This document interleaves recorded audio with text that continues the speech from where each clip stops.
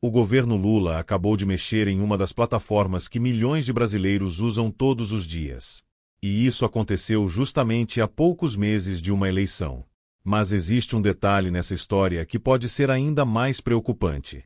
Porque o que parece ser apenas uma briga envolvendo uma rede social pode esconder algo muito maior. Um novo passo em direção ao controle das redes sociais no Brasil. E, no fim das contas, talvez quem pague essa conta não seja o governo. Talvez seja você. O Brasil é um dos maiores mercados do Discord no mundo. E agora, uma agência do governo Lula determinou a suspensão das transmissões ao vivo da plataforma em todo o país. A decisão provocou uma enorme reação. E uma das frases que melhor resumiu essa história veio do deputado federal Nicolas Ferreira. Ele disse: "Nunca é para bloquear celular em presídio.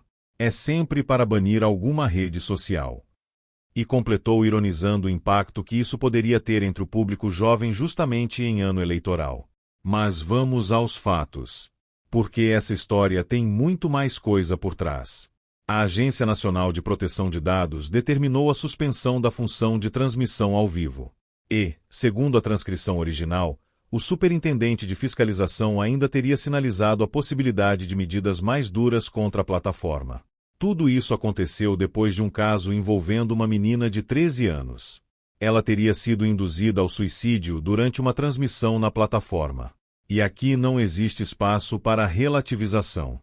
Isso é crime.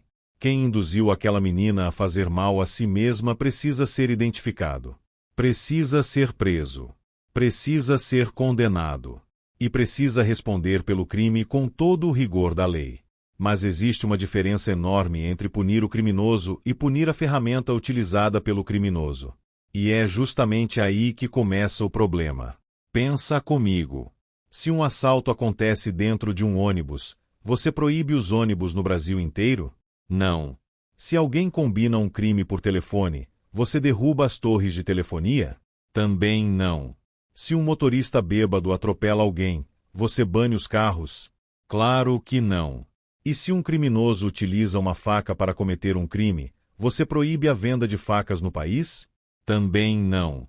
Então por que a plataforma deveria ser o alvo? Porque punir a plataforma pode parecer a solução mais fácil. Mas isso não significa que seja a solução mais eficiente. O criminoso pode simplesmente procurar outro aplicativo. Pode mudar de plataforma. Pode criar outro grupo. Pode encontrar outra maneira de cometer o crime. E quem continua prejudicado é o cidadão comum. A pessoa que usa aquela ferramenta para trabalhar, para estudar, para conversar, para produzir conteúdo, ou simplesmente para se divertir. E existe outro detalhe que chama a atenção. Segundo a narrativa apresentada na transcrição, o Discord também teria sido bloqueado ou restringido em países como Rússia, China, Irã, Coreia do Norte e Turquia.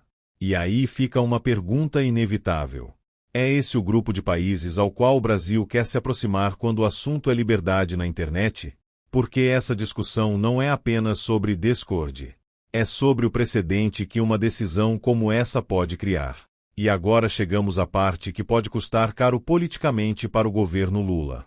Porque o Discord não é utilizado apenas por jogadores. Tem professor usando. Tem estudante usando. Tem streamer usando. Tem criador de conteúdo usando.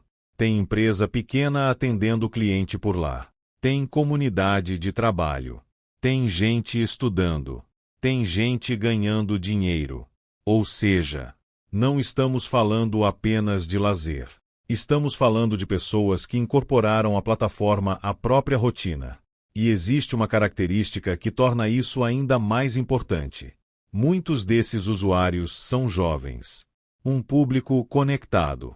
Um público que conversa entre si o tempo inteiro. Um público que compartilha informações rapidamente. E justamente esse público pode sentir diretamente os efeitos de uma decisão como essa. Eu mesmo já utilizei o Discord para estudar.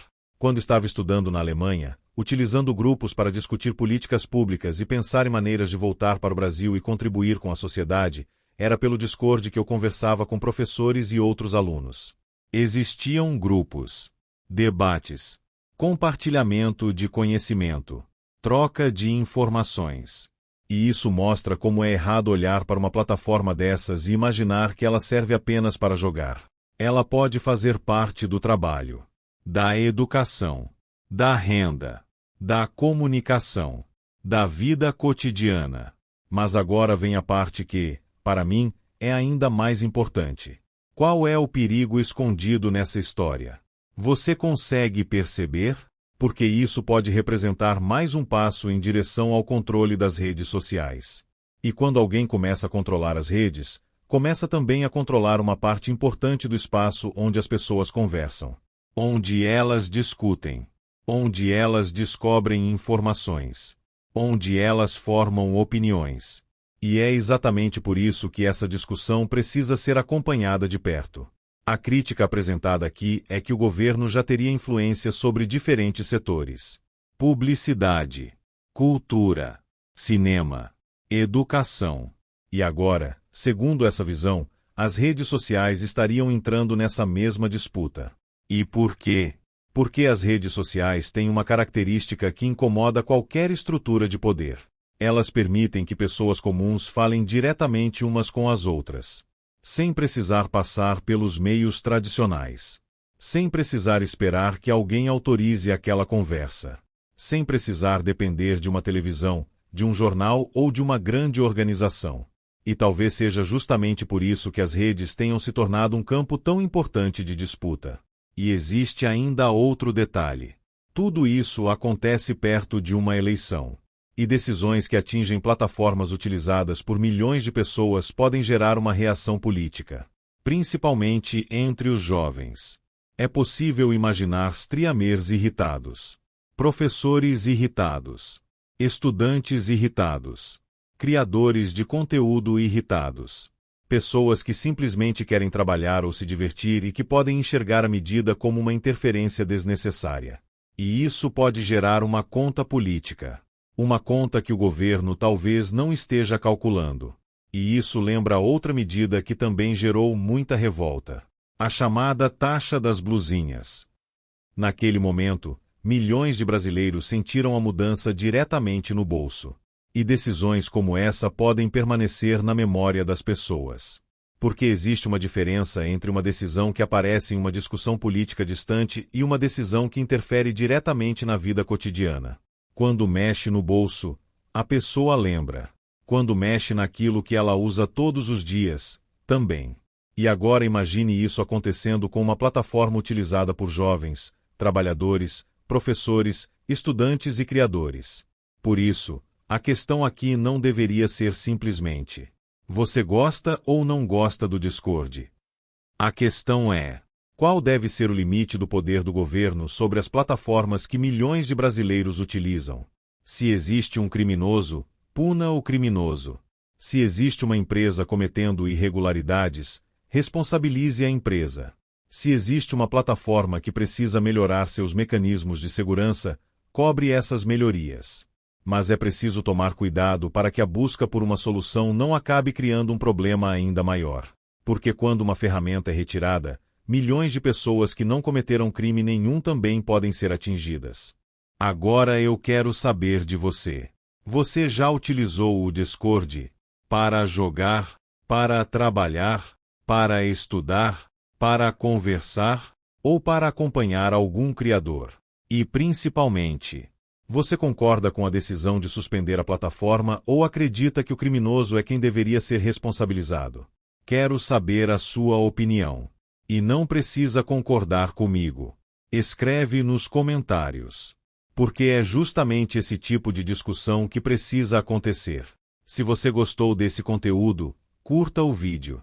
Se inscreva no canal. E compartilhe esse vídeo com alguém que utiliza o Discord. Porque essa discussão vai muito além de uma rede social. Ela é sobre liberdade. É sobre tecnologia. É sobre política. E, principalmente, é sobre até onde o poder pode chegar dentro da vida de cada cidadão. Eu quero continuar acompanhando essa história com vocês. Um grande abraço. E até o próximo vídeo.